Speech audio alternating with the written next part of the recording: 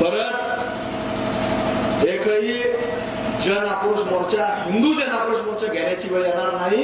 अशा पद्धतीनं छत्रपती शिवाजी महाराजांचा भगवा ध्वज या ठिकाणी करमाळ्यामध्ये निर्माण करण्याचं काम हे तुमचं आहे, ही तुमची जबाबदारी आहे. आज ज्या वेळेला आपल्या लोकांवरती हल्ला झाला, कुठून झाला हे पोलिसांना काही माहिती नाही.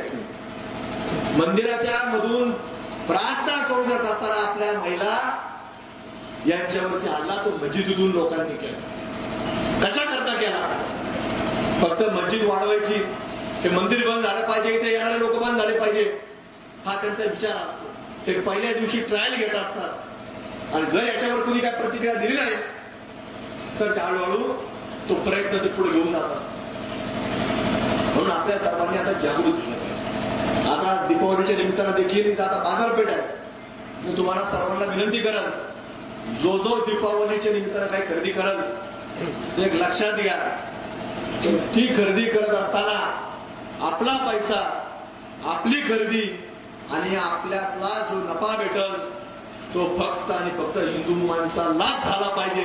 अशा प्रकारची दीपावली आपण प्रत्येकाने साजरी करावी. काय कोणतरी दारा कुरवळतो ते सांगाल असं काही नसतं, ते खोटं असतं.